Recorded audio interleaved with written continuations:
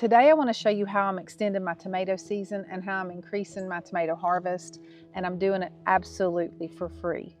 But before I show you how, I want to give you a few reasons why.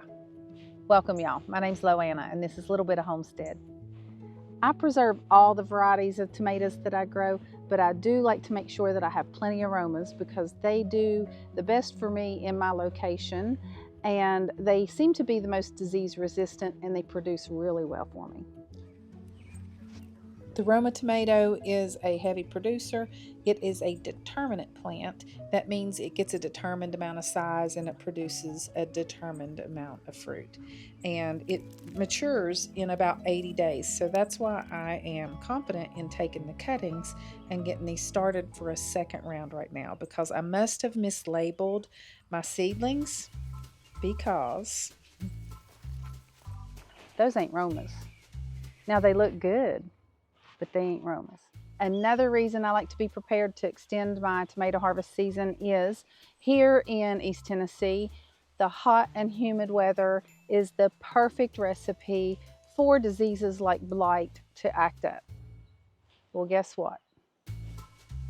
It's acting up. Usually these diseases don't show up until the plants are already good and established and you're starting to produce some fruit. And that can be really discouraging because I do not tolerate disease. I pull those boogers out.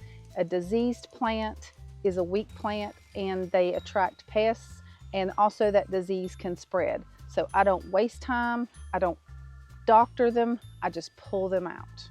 I also try to take note, and if a plant is prone to things like blossom end rot, blight, normal plant diseases, I don't keep them around and I don't plant those the next year. Hence the reason I like the Roma tomatoes. In my area, they do really well for me. There's some other beautiful paste tomatoes that probably are even better than the Roma, but they don't produce as prolific and they end up having issues, whether it be they're susceptible to disease or blossom end rot. The San Marzanos especially, I have had nothing but trouble here in my area with blossom end rot. A lot of people love them and don't have a problem at all, but the Roma is my go-to. I've got one other why to show you, then we'll go see how. So tomatoes form a blossom, and that's where the fruit comes from. And if it is consistently above 90 degrees, those plants don't form blossoms, or the blossoms will dry up and fall off.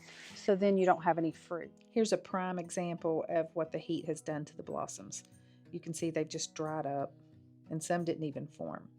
Now let me show you how we can take the cuttings and start us some new plants. So here we're looking at the main stem. So again, the main stem, the leaf, and the main stem continues up. So right here in this little elbow, armpit, shoulder, if you will, is the sucker, and that is what we're going to cut off, and that's what we will be rooting our new starts with. Super easy. So let's take another look. Now you've got your main stem, your leaf, and your sucker.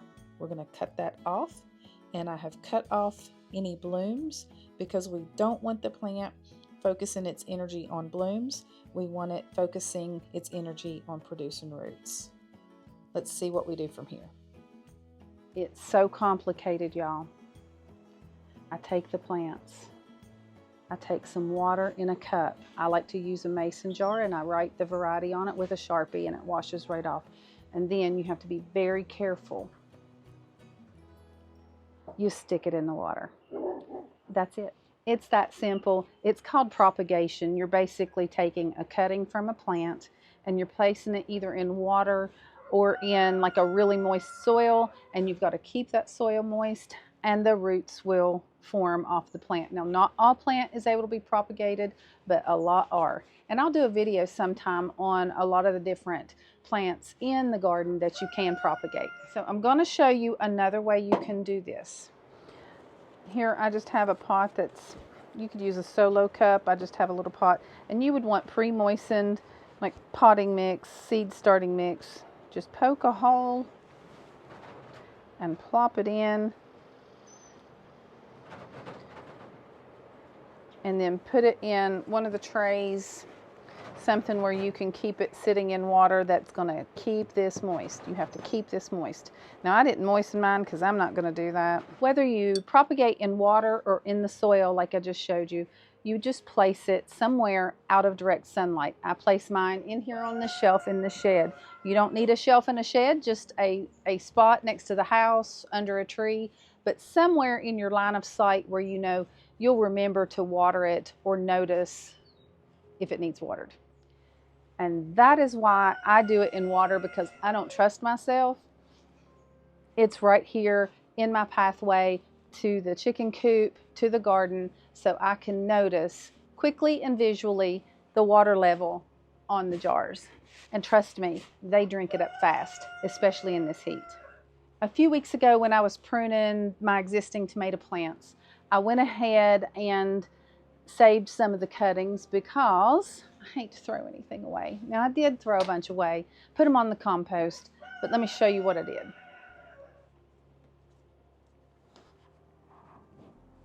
So this is just a piece that I cut off one of my existing tomato plants, and look at that. I mean, look at that. That's just been several weeks, maybe 3, and it's ready to go in the ground. Look at these crazy boogers.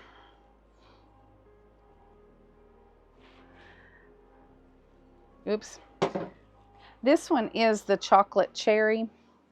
And you can see I just added water to these a day or 2 ago, and it's already drank all that up. However, this method, I can walk by and see it, and there's still a little water in there, and I can add some to it, and they don't seem to bother it at all. Now, one of the best ways to do this after you get it to the rooted form would be to take a container. You wouldn't need one this big, but a container with some potting mix in it, and you would plant this into the potting mix and kind of baby it and get it acclimated to the sun, and it would probably be better for the plant. And these are some that my friend Christy did. However, I don't have time for that. I just cut these and started them a few weeks ago. Like I said earlier, the Roma is a determinate tomato, and it takes about 80 days to mature. Actually, it's somewhere between a determinate and an indeterminate technically, and it is believed that if you harvest in this way, you propagate from a determinate tomato, that it will not produce fruit if it's already at the fruit production stage when you harvest. However, I've done this before and it worked, so stay tuned, we'll see. Now, an indeterminate tomato is a tomato that grows an indeterminate amount. As long as everything's good and working for it, it will continue to grow and continue to produce fruit until it gets your first frost. And they take anywhere from 90 to 120 days to mature. So hang out with me and we'll discuss how to determine if you have enough time here in a minute. But Christy did these quite a while ago, and she's been taking good care of them, and they are gorgeous. So I'm going to plant these out as well. However, it is not recommended to do this way, but I am just going to risk it. I'm going to risk it. It is going to require a little more care. I'm just going to have to check on it every day and make sure they're good and watered, especially in this heat. I may lose 1 or 2, but it's a risk I'm willing to take because I'm risky. I'm really not. And I'm running out of time. So how do you know if you have enough time?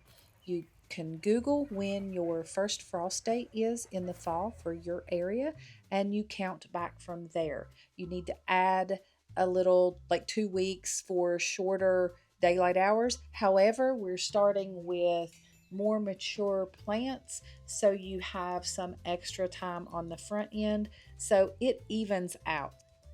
Our first frost date is late October, so I'm feeling pretty confident. We'll see. Now let me show you how I'm going to plant these bare root and try to give them a little extra start.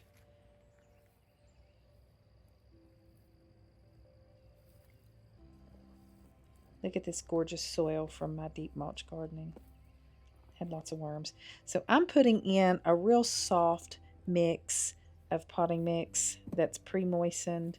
That way when I water everything in, it'll settle loosely around the roots and not be as compacted.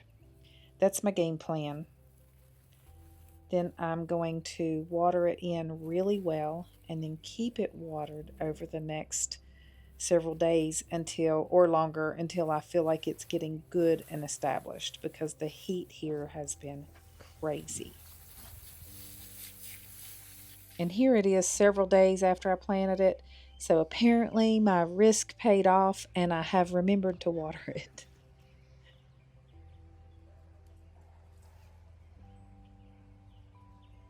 It is an exciting time in the garden. The tomatoes are starting to ripe, the beans are starting to bean, all the things are starting to grow, and before you know it, it'll be time for the July garden tour. If you haven't seen the garden before, check out this video. It is the June garden tour. I really appreciate you all hanging out with me. My name's Loanna, and this is a Little Bit of Homestead.